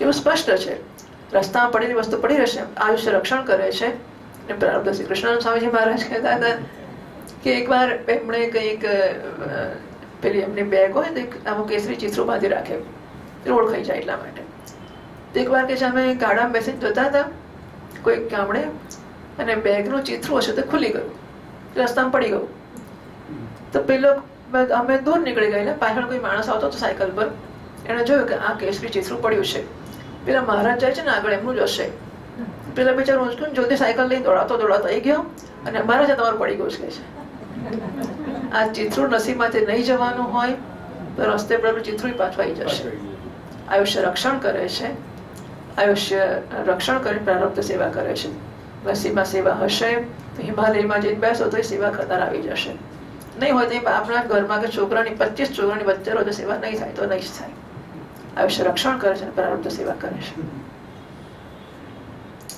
જીવ કોઈના સહારા વગર દૈવની દૃષ્ટિથી જંગલમાં પણ અનેક દિવસો સુધી જીવિત રહે છે.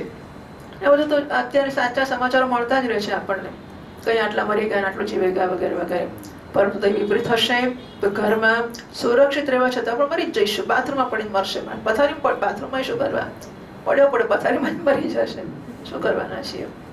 રાણીઓ જયારે પેલી એક વાર્તા આવે છે ને, ભાઈ શું છે, પેલો માછીમાર નાવડી ચલાવે છે તો કોઈ પૂછે છે શેઠને, રાજા પૂછે છે કે તાર નાવડીમાં તારો બાપ કેવી રીતે મરી ગયો? કે નાવડીમાં. એનો બાપ કે નાવડીમાં. તો તું નાવડી શું કામ ચલાવે? બીક નથી લાગતી? કે તમારા બાપ ક્યાં મર્યા હતા? રાજમહેલમાં, પથારીમાં. એનો બાપ ક્યાં મર્યો હતો? બીક નથી લાગતી કે છે. રાણીઓ બધા પ્રાણીઓના મૃત્યુ અને પોતાના પૂર્વજન્મની કર્મ વાસના અનુસાર સમય પર થાય છે અને એના અનુસાર એમનો જન્મ પણ થાય છે. આત્મા શરીરથી અત્યંત ભિન્ન છે. આથી તે એમાં રહેવા છતાં પણ એના જન્મ મૃત્યુ વગેરે ધર્મથી અછૂતો અસ્પૃષ્ટ જ રહી જાય છે. મનુષ્ય જેવી રીતે પોતાના મકાનને પોતાનાથી અલગ અને માટીનું સમજે છે, તે જ રીતે આ શરીર પણ અલગ છે અને માટીનું બનેલું છે. બરાબર છે? આ શરીર હું છું કે નથી? નથી. શરીર હું નથી, એ તો આવડી જ ગયું છે. પણ શરીર માટી, હા, એટલી ખબર પડી ગઈ કે સર. અને હું ખાતરી આપું છું કે જે અંશની ખબર પડી છે એ પણ કામ લાગીને રહેશે. ખરેખર આ બધા કે વેદાંત ભણનારા બ્રહ્મજ્ઞાની થઈ જાય છે એવું નથી હોતું, પણ બધા મૃત્યુ વખતે સ્વસ્થતાથી શરીર તો છોડે જ છે. એ બધાને ખબર છે કે હું શરીર નથી, એટલે પછી વાંધો નહીં, જે હોય તે ચાલો. એટલે વાસ્તવિકતાનો સામનો કરવાની તૈયારી કંઈક કંઈક અંશે બનતી જાય છે. એમાં તો કોઈ શંકા જ નથી હોતી. એટલે કઈ નહીં, જેટલી સમજ પડી એટલે હું શરીર નથી, નથી, પૂરું થઈ ગયું. અને હજુ તો ઘણો વખત છે આપણી પાસે.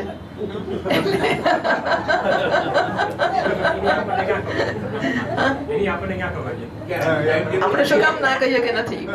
આપણે તો કહીએ કે સમય છે અને we are trying our best. જે પણ સમય છે એમાં આપણે આપણો શ્રેષ્ઠ પ્રયત્ન કરી રહ્યા છીએ.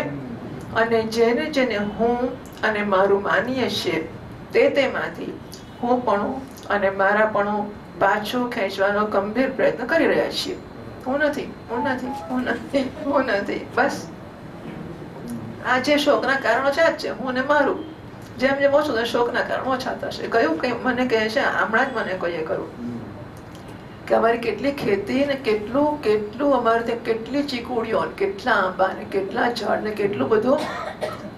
એટલે ઘરના ચીકુ ને ઘરની કેરીઓ તો મારી જો કે આ તકલીફ હતી છે કે હું બજારની કેરી લેવાની મદદ ના કરી શકું. મને બીક લાગે કે ના સારી મળે. મને કોઈ કહે છે કે હું બજારની કેરીઓ ના ખાઈ શકું, ખરીદી જ ના શકું. એ હવે મને નથી ખબર કે એ જેને અનુભવ હોય ને એને જ ખબર પડે કે આ શું હોય છે. પોતાની કેરીઓ પોતાના આંબા ને ઢગલે ઢગલા આમ જે આવે એટલું બધું આવે, એટલે એને આ પેલી આટલો રસ ને આટલી. અમદાવાદમાં આવું જોયું ત્યારે મને બહુ વિચિત્ર લાગેલું. અમદાવાદમાં રસ કાઢે લોકો. આ તો કેટલા વર્ષો પહેલાની વાત છે. આટલી તપેલી હોય એમાંથી આટલી આટલી વાટકીમાં રસ લે અને પછી કે અમે રોજ રસ ખાઈએ છીએ. અલ્યા પેટે ના પહોંચે એટલા રસને રોજ ખાઈને શું કરવાનું?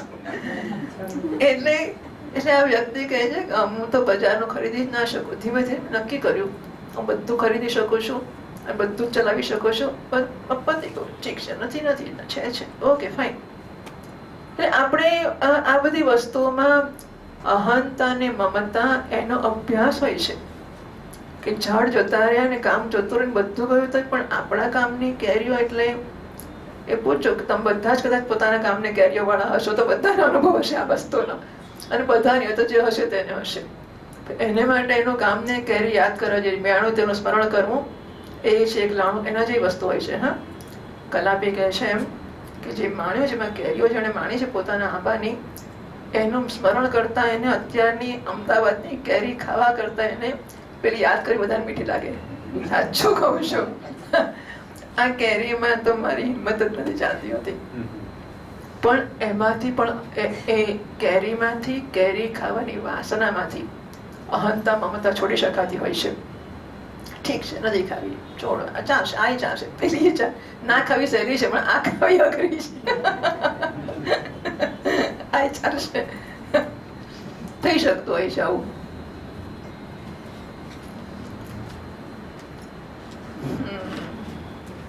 પ્રહલાદ ઉપર પહોંચવાનું છે.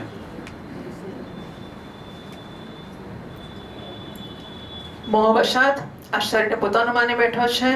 જેવી રીતે પરપોટા વગેરે પાણીના વિકાર, ઘડા વગેરે માટીના વિકાર અને અલંકારો વગેરે સુવર્ણના વિકારો સમય બને છે, સમય બીજરૂપ પામે છે, સમય નાશ પામી જાય છે. એ જ પ્રકારે આ ત્રણેયના વિકારથી બનેલું શરીર એ પણ સમય પર બને છે અને સમય બગડે છે. જેમ લાકડામાં એનો વ્યાપક અગ્નિ સ્પષ્ટ એનાથી અલગ છે, તેમ દેહમાં રહેનાર પણ વાયુનો એનાથી કોઈ સંબંધ નથી. જેમ આકાશ સર્વ જગ્યાએ એક સરખું જ રહેવા છતાં પણ કોઈના કોણ દોષથી લિપ્ત થતું નથી. યથા આકાશ સ્થિતો નિત્યમ વાયુ વાયુ છે. એમ સમસ્ત દેહાદી ઇન્દ્રિયોમાં રહેનાર અને એમના આશ્રય આત્મા પણ એમના કરતા અલગ છે અને નિર્લિપ્ત છે. મૂર્ખ લોકો જેને માટે તમે શોક કરી રહ્યા છો, એ સુયજ્ઞ નામનું શરીર તો તમારી સામે પડ્યું જ છે. ઉશી નર નરેશ ઉશી નરનો રાજ આપે નામ સુયજ્ઞ છે. તમે એને જુઓ જ છો. એમાં જે સાંભળનારો ને બોલનારો હતો, હવે જુઓ આ કેવી સુંદર દલીલ છે. હા, આપણે જયારે વાત કરીએ છીએ માણસ જોડે ત્યારે આપણને શરીર દેખાય છે, બરાબર? એમાં જે સાંભળે છે અને જે સૂંઘે છે દેખાય છે? નથી દેખાતો. મરી ગયો ત્યારે આ તો દેખાય જ છે. જીવતો તો ત્યારે જેની સાથે વ્યવહાર કરતા હતા, મરી ગયો ત્યારે એ તો હાજર જ છે ને, કરો ને વ્યવહાર પણ. તો જે નથી દેખાતો એની જોડે તો જીવતો તો ત્યારે નહોતા કરતા વ્યવહાર, અત્યારે નથી કરતા. તેમાં ચિંતાનો ક્યાં વિષય છે? નહીં? કેટલી સુંદર વસ્તુ. સમજાયું? બરાબર છે ને? આપણે એનો વ્યવહાર કરતા જ નહોતા પહેલેથી. એટલે હું વિચારતી હતી કે આપણે ખરેખર કોને જોઈને ખુશ થઈ છે? આપણો દીકરો, જસ્ટ સમબડી, કોઈક આપણું પ્રિય છે, આપણને ગમે છે, એ બિચારાને પગ ગમે છે. પગને શું કરે? હાથ ગમે છે, હાથને શું કરવાનો? કાન ગમે છે, નાક ગમે છે, જીભ ગમે છે, ગાલ ગમે છે. આ મને ગમે છે એટલે શું? શોધવા બેસે તો શું મળશે?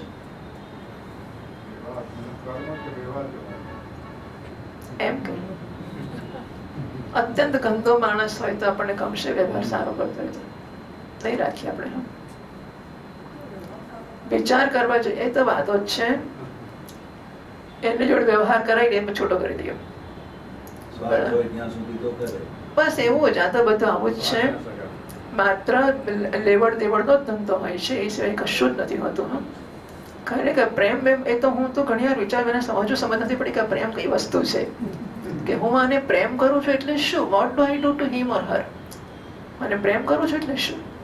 શું કરીએ એટલે પ્રેમ કરીએ? અથવા તો આ વ્યક્તિ કે આ વસ્તુ મને ગમે છે એટલે શું? એનો હાથ, પગ, નાક, કાન, આંખ, વ્યવહાર, વાતચીત, એક પ્રકારનો વ્યવહાર આજે ગમશે, એ જ પ્રકારનો વ્યવહાર કાલે નહીં ગમે. હા, નહીં ગમે. એક પ્રકારની વાતચીત આજે ગમશે, કાલે એ જ વાતચીત નહીં ગમે. એક પ્રકારનો ચહેરો આજે ગમશે, કાલે એ પ્રકારનો ચહેરો નહીં ગમે. નિંદો મત સરાહના પડેગા, સરાહો મત નિંદના પડેગા. જેને આપણે ગમતું કહીએ છીએ પણ કલ્પના સિવાય કશું જ નથી. કશું જ નથી. આ મને ગમે છે, આ મને ગમે છે, આ મને ગમે છે. જો ખરેખર વિચારીએ ને તો કલ્પના કે ભ્રાંતિના જગત સિવાય કશું છે જ નહીં. આ સમજ્યા પછી છોડો ને આવે કચકચ ક્યાં, ચલો ચલો જલ્દી મોડું થાય છે એમ કરીને વ્યવહારમાં લાગ્યા જ રહેવું ને આને ઇગ્નોર કરવું, ઉપેક્ષા અવગણના કરવી, આ સમજ્યા નહીં તો આપણને છૂટછાટ બીજું શું કરી શકવાના છીએ. પણ મને લાગે છે કે વિચારતા જઈએ ને તો બધી ક્ષુલ્લકતા બહુ જ સહેલાઈથી છતી થઈ શકે છે જો આપણે એને જીવવાનો પ્રયત્ન કરીએ, ઈચ્છા કરીએ. પેલા તો કેટલું સુંદર કહે છે આ બાળક. યમરાજા પોતે વેદવ્યાસજી ભાગવતકાર જ કહે છે, જેને માટે શોક કરો છો એ સુયજ્ઞ નામનો શરીર તમારી સામે પડ્યું જ છે. તમે લોકો એને જુઓ છો. એમાં જે સાંભળનારો ને બોલનારો હતો એ તો ક્યારેય કોઈને દેખાતો નહોતો જ, અને પછી આજે પણ નથી દેખાતો. એમાં રડવાનું શું? બરાબર છે. ભીષ્મ વખતે આ જ કહ્યું ભગવાને, પણ ચલો છોડો હવે. તમારી એ માન્યતા કે પ્રાણ બોલનારો ને સાંભળનારો હતો એ નીકળી ગયો છે, એ મૂર્ખતાપૂર્ણ છે. કારણ કે સુષુપ્તિની સમયે પ્રાણ રહે છે પણ એ બોલતો કે સાંભળતો નથી. એટલે કે પ્રાણ એ ચેતન નથી જેના પ્રકાશમાં મનુષ્ય કામ કરે છે. બરાબર છે. કારણ કે પ્રાણ માણસ ઊંઘી ગયો એ અજાતશત્રુ વખતે પણ નક્કી કર્યું કે અજાતશત્રુના પ્રાણ સુશ્રુતિમાં જાગતા હતા પણ પ્રાણ નથી બોલ્યા એટલે પ્રાણ જડ છે. એટલે શરીરને ચલાવનાર ચેતન પ્રાણ નથી. શરીરમાં બધી ઇન્દ્રિયોની ચેષ્ટા હેતુભૂત જે મહાપ્રાણ છે એ પ્રધાન હોવા છતાં પણ બોલવા સાંભળવા વાળો નથી, કારણ કે જડ છે. શરીર અને ઇન્દ્રિયો દ્વારા બધા પદાર્થોનું દ્રષ્ટા જે આત્મા છે એ શરીર અને પ્રાણ બંનેથી પૃથક છે. જો કે એ પરિચ્છિન્ન નથી, વ્યાપક છે, છતાં પણ પાંચભૂત ઇન્દ્રિય અને મનથી યુક્ત આપણે કદાચ વિશ્વસનીયતાને પ્રેમ કરીએ છીએ. આ માણસનો પ્રેમ કરો છો અર્થાત મારો વિશ્વાસ, એને ચિંતા નથી, એને ખરાબ નહીં લાગે, એ હંમેશા હાજર જ છે. I can take four granted. હું શોધ્યા કરતી હોઉં છું શેને પ્રેમ કરીએ છીએ, એટલે મને વિચાર આવે છે કે this is what we perhaps love, કે આ વિશ્વસનીય છે, એને ખોટું નથી લાગવાનું, એને વાંધો નથી આવવાનો, એને કંઈક કહી દે, એનું કશું લઈ લઈએ, એને કશું આપી દઈએ, સો દેટ ઇઝ ઓકે, એની ચિંતા નથી, આપણો છે. એટલે આપણે જ્યાં આમ we can take four granted ત્યાં આપણને ગમતું હોય છે.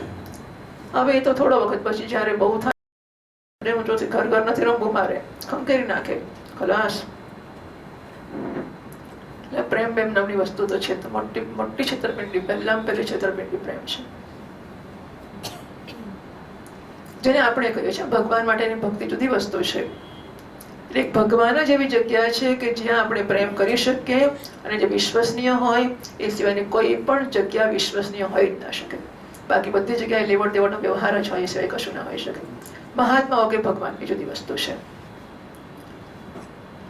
જો કે છતાં પણ એ પરિચ્છિન્ન નથી, વ્યાપક છે, છતાં પણ પંચભૂત ઇન્દ્રિય અને મનથી યુક્ત નીચા ઊંચા દેવ, મનુષ્ય, પશુ પક્ષી વગેરે શરીરોને ગ્રહણ કરે છે અને પોતાના વિવેક બળથી મુક્ત પણ થઈ જાય છે.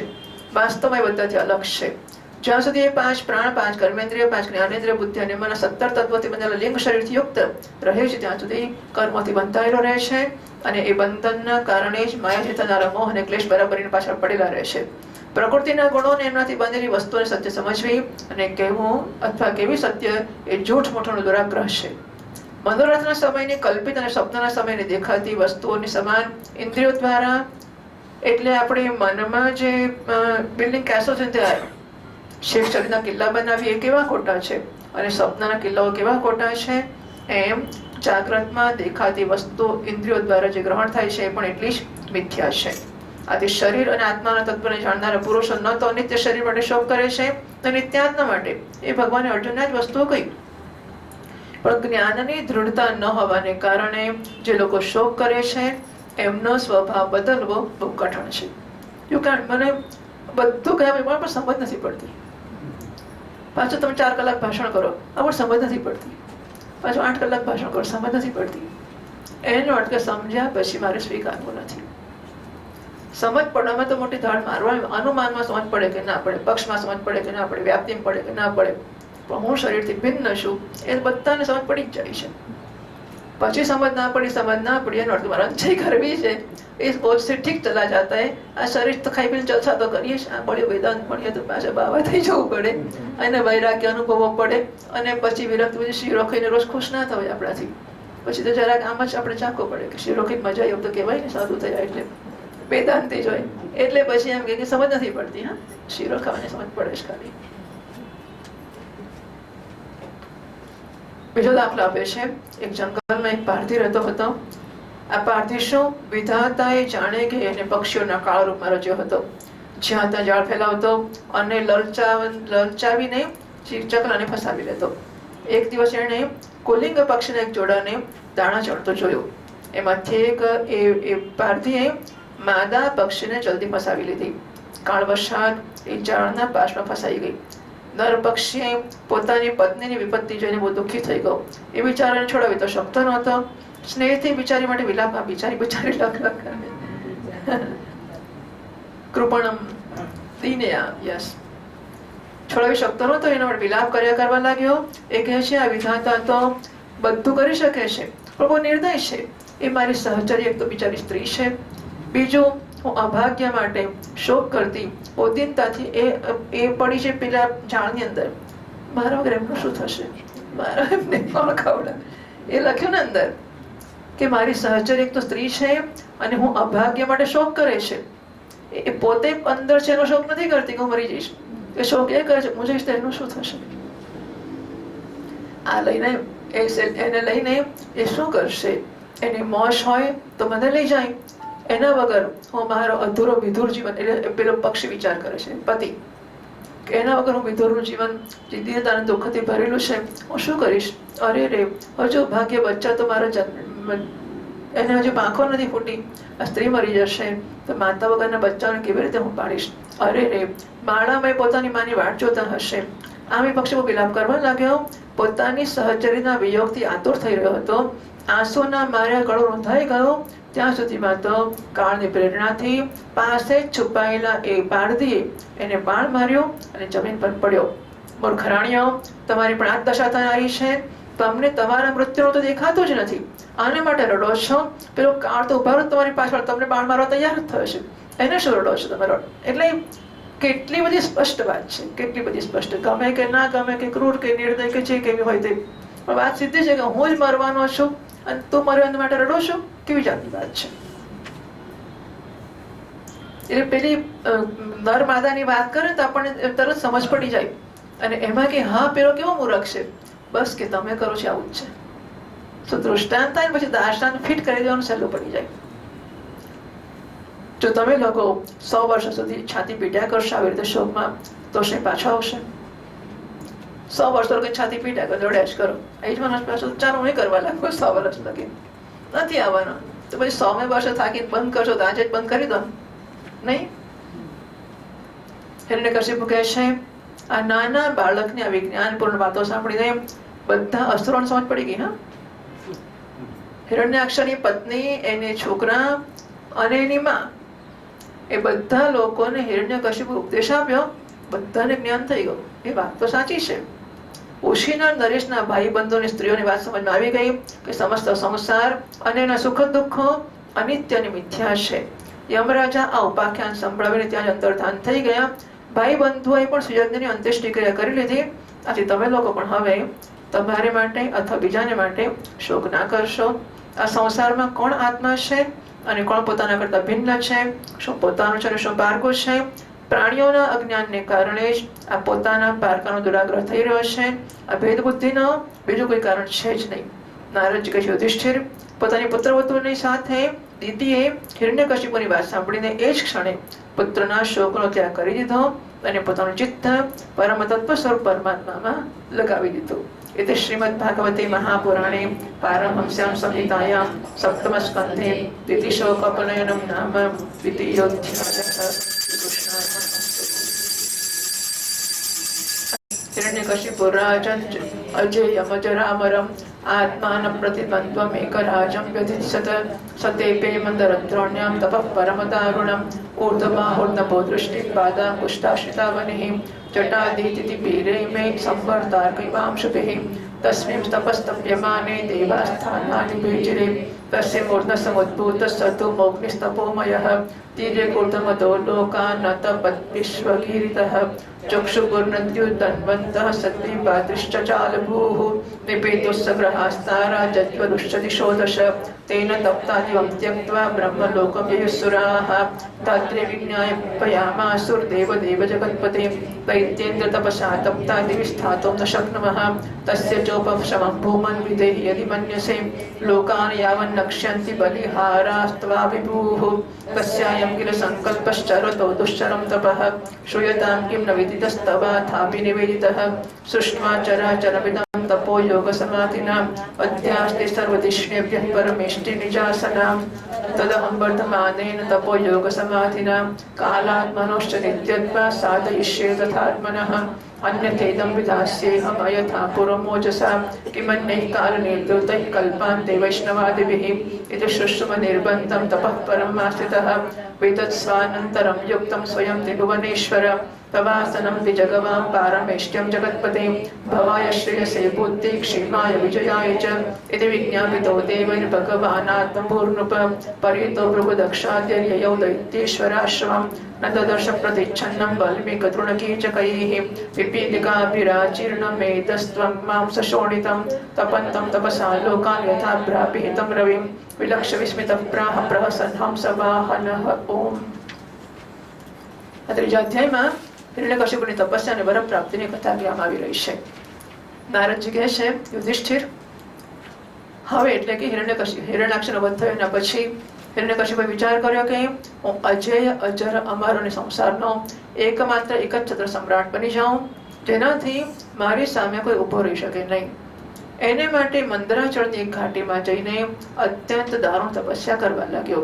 ત્યાં હાથ ઉપર રાખીને આકાશની સામે જોઈને, હાથ ઊંચા, નજર આકાશની સામે, અને પગના અંગૂઠાના બળ ઉપર, એટલે પગના ખાલી અંગૂઠા જમીન ઉપર છે, હાથ ઉપર છે, નજર પણ ઉપર છે, આમ કરીને એ ઉભો રહ્યો. ગીતામાં આને તામસ તપ કહ્યું છે. અશાસ્ત્રવિતમ ઘોરમ કઈ શાસ્ત્રમાં લખ્યું છે? ખબર તું ભારે તપ કહેવાય, બરાબર? કોઈ શાસ્ત્રમાં લખ્યું નથી કે આ તપ છે. સો અશાસ્ત્રવિતમ ઘોરમ તપ્યંતે તપો જનાઃ દંભઃ સંયુક્તાઃ કામરાગ બલાન્વિતાઃ કર્ષયંતઃ શરીરસ્થમ ભૂતગ્રામ્ય ચેતસઃ મામ ચૈવાંત શરીરસ્થમ તાન વિદ્ધિ આસુર નિશ્ચયાન. અંદર રહેલા મને પણ ક્લેશ પહોંચાડે છે જે લોકો આવું કરે છે. એટલે આવું મેં જોયું છે કે ઝાડ ઉપર પેલો ઝૂલો બાંધ્યો હોય. ઇન્દોર તો ક્યારે ભણતી હતી ત્યારે, પણ ઇન્દોરમાં ક્ષિપ્રાના કિનારે, તો ઇન્દોરમાં ક્ષિપ્રા છે, બરાબર છે? ઉજ્જૈનમાં, હા ઉજ્જૈન બરાબર છે, ઉજ્જૈન. તો પેલો ઝાડની ઉપર ઝૂલો બાંધેલો, અને ઝૂલા પર અડધું શરીર નાખીને માણસ એવી રીતે જ રહે. બીજી એકવાર અરવિંદભાઈ જોડે અમે આવતા હતા રસ્તામાં, તો એક જગ્યાએ માણસ આ હાથ ડાબો બાંધી રાખેલો, ખુરશી બેઠેલો માણસ, ભગવું કપડું આમ સાધુ કહેવાય, અને ડાબો લટકાવી રાખેલો, જમણાથી સિગરેટ પીએ. તો આ હાથ બિચારો પાતળો પડી ગયો હતો. તો હવે આ લોકો પાછા લોકોને તો આનંદ થાય, કારણ કે આપણે આ ભણભણ કરવામાં શું પેલા, એટલે જો ખબર પડે ને બારી બાબા આવ્યા છે કે જે કેટલા વર્ષોથી આમ રાખ્યું છે, ત્યાં છોડીને લોકો ત્યાં દર્શન કરવા જાય. આપણા જ લોકો આ બધા અહીંથી ઉઠીને પહેલા તો કાલે સાંભળીશું, યુટ્યુબ પર સાંભળી દઈશું, પહેલા પેલા દર્શન એ કેટલા વર્ષથી આમ રાખીને બેઠા છે. શું થઈ ગયું બેઠા છે ને? પણ સમહાવ આ વસ્તુઓ કરનારાઓ કરે છે, કારણ કે એમને તેનાથી જે મેળવવો છે તે. અને આપણે એમાં જઈ જઈએ છીએ, ફલાહારી બાબા હૈ, દુધાહારી બાબા હૈ, ખાલી પાણી પીતે હૈ, ખાલી ફલ ખાતે હૈ, બસ ધન્ય ધન્ય થઈ જાય આપણે પણ. એટલે આ બધા આસુરી તપ કહેવામાં આવે છે, તથા તામસ તપશ્ચર્યાઓ. અને જટા એકદમ ચમકી રહી હતી, જેમ પ્રલય કાળિયા સૂર્યની કિરણો હોય.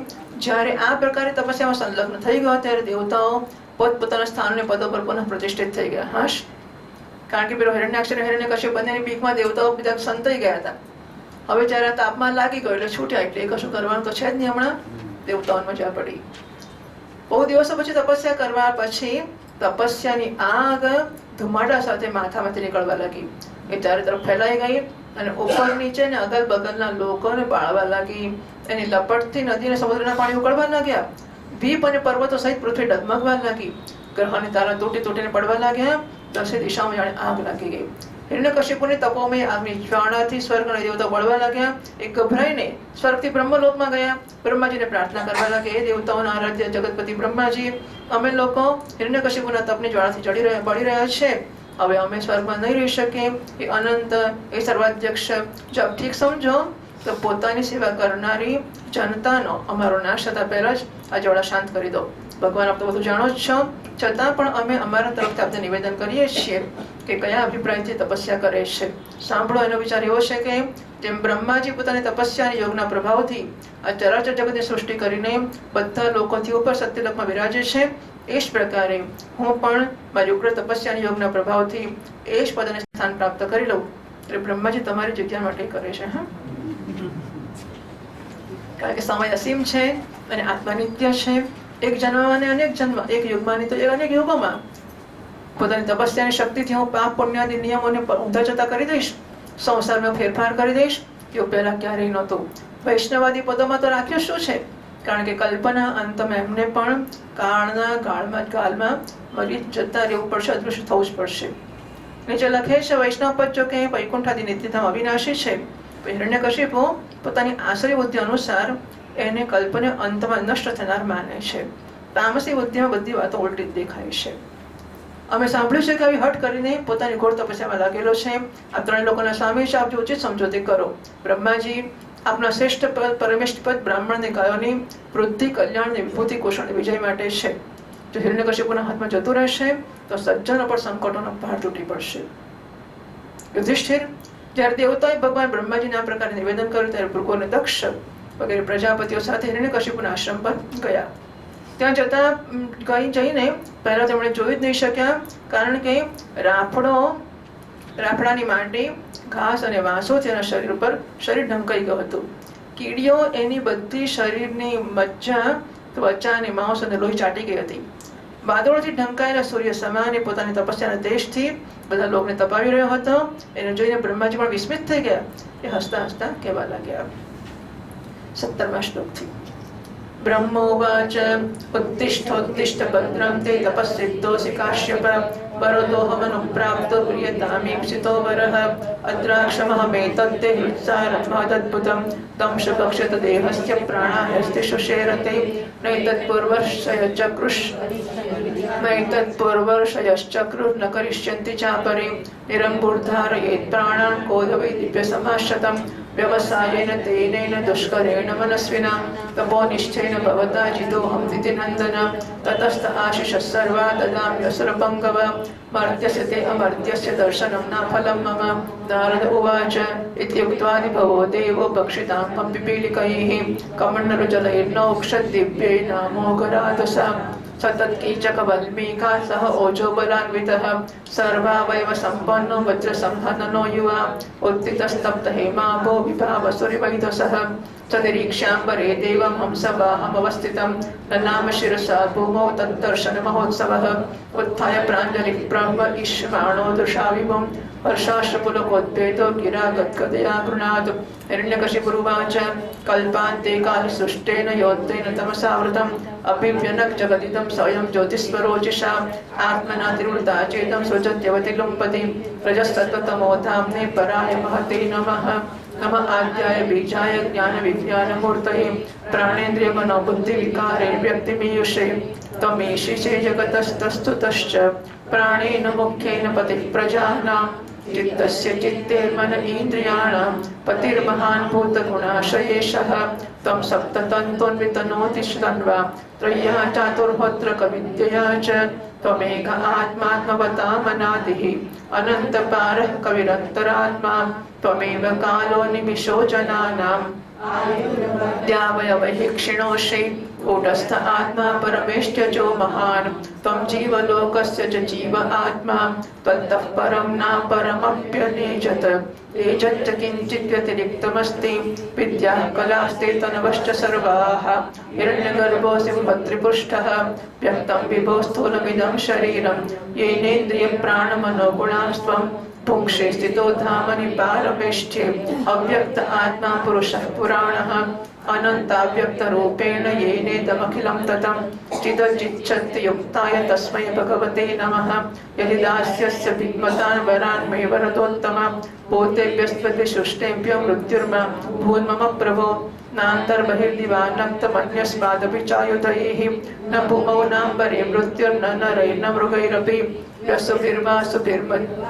व्यसुभिर्वासुमद्भिर्वासुरासुरमहोरगैः अप्रतिबन्धतां युद्धे ऐकपद्यं च देहिनां सर्वेषां लोकपालानां महिमानं यथात्मनः तपोयोगप्रभावाणां यत्तरिष्यति कर्हिचित्. ओम. બ્રહ્માજીએ કહ્યું ત્યાંથી મને એક વાત યાદ આવે એટલું વચ્ચે કહી દઉં છું કે સાપની વાત મેં કરી ને કે બ્રાહ્મણને આપણે કહ્યું બ્રાહ્મણે મંત્ર આપ્યો. એક મંત્ર હતો ઓમ આસ્તિકાય નમઃ. આપણે આસ્તિક શબ્દ ત્રિશય રસ્વ લખતા હોઈએ છીએ. આસ્તિક માણસ એટલે શ્રદ્ધા ધરાવનારો આસ્તિક. પછી મેં વળી કોષમાં જોયું કે આસ્તિક શું છે, કારણ કે મને પૂછવામાં આવ્યું. બીજો એક ગાયત્રી મંત્ર હતો સર્પનો, એમાં નવકુલાય હતો. નવકુળ શું છે એટલે પછી મેં આસ્તિકે જોઈ નાખું શું છે. તો આસ્તિક મુનિ દીર્ઘઈ છે અને એ પરીક્ષા એ મને લાગે છે આમાં આવવું જોઈએ, મને યાદ નથી. પણ સર્પ સત્ર કર્યો ત્યારે એટલે પરીક્ષિતને સાપ ડંખવાનો હતો તક્ષક, એણે મારી નાખે પરીક્ષિતને. એ પરીક્ષિતનો જન્મે જ છોકરો થયો. એણે સર્પસત્ર કર્યું બધા સાપને મારી નાખવા, તક્ષકને મારી નાખવા માટે. અને પછી મને લાગે છે કે આસ્તિક મુનિએ એને બચાવ્યો. એમાં જરત્કારુ નામના ઋષિનો છોકરો છે આસ્તિક. અને જરત્કારુનું લગ્ન જરત્કારુ નામની વાસુકી નાગની બહેન સાથે થયું છે અને એમનો છોકરો છે આસ્તિક. તો એણે પછી તક્ષકને બચાવ્યો અંદર પડતો. તો અમે લોકો નાના હતા ત્યારે બાલોદમાં ઘરના બારણા ઉપર લખતા હતા વિષધર પ્રાણીઓને આસ્તિક મુનિની આણ છે. કારણ કે નર્મદા કિનારે તો વીંછીઓ ને સાપો તો નીકળ્યા જ કરતા હોય. તો જે આસ્તિક મુનિ અત્યારે બ્રાહ્મણ મંદ, એટલે આ આપણી સંસ્કૃતિમાં કેટલું ભણાયેલું હશે એટલે માટે વાત મને યાદ આવી કે ત્યાં મને યાદ અમે નાના બસ બધા બારણા પર ચોકથી લખીએ વિષધર પ્રાણીઓને આસ્તિક મુનિની આણ. ત્યાં રસોઈ લખતા હશે મને ખબર નથી, આસ્તિક મુનિની આણ છે. એટલે આ બધા શાસ્ત્રો ને આ બધી વસ્તુઓ તો રોજિંદા જીવનોમાં એટલી બધી ભણાયેલી છે આપણે ત્યાં, જેને આપણને કલ્પના જ નથી. અને આપણે તર્કના મારે આ બધી વસ્તુઓ ફેંકી દઈએ, કઈ મૂર્ખતા છે. હા, આસ્તિક મુનિની આણ છે એવું લખીએ આપણે. હવે આવતો હશે કે નહીં ભગવાન જાણે, પણ રિવાજ હતો આવો કે બધા બારના પર લખતા હતા કે વિષધર પ્રાણીઓને આસ્તિક મુનિની આણ છે.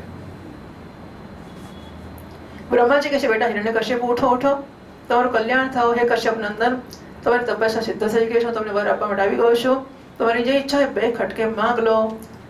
મેં તારા હૃદયનું અદભુત બળ જોયું છે. અરે આ બધા કીડા મંકોડા તારા શરીરને ખાઈ ગયા છે તો પણ તારા પ્રાણ હાડકાના સહારે ટકેલા છે. હવે કઠિન તપસ્યાનો તો પહેલા કોઈ ઋષિએ કરી છે ને આગળ કોઈ કરશે. ભલા એવો કોણ છે જે દેવતાઓના 100 વર્ષો સુધી પાણી પીધા વગર જીવતો રહે? બેટા હિરણ્યકશ્યપ, તારું આ કામ તો બડા મોટા મોટા ધીર પુરુષો પણ કઠિનતાથી કરી શકે. તારા આ તપોનિષ્ઠાથી મને તે વશમાં કરી લીધો છે.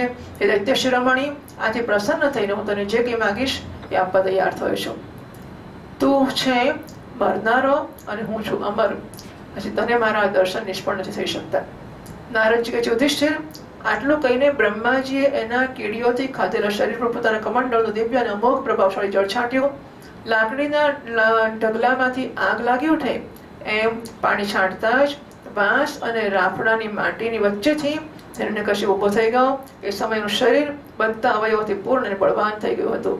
ઇન્દ્રિયમાં શક્તિ આવી ગઈ હતી, મન સચેત થઈ ગયું હતું, બધા અંગ વજ્ર સમાન કઠોર અને તપાવેલા સોનાની જેમ ચમકતા થઈ ગયા હતા.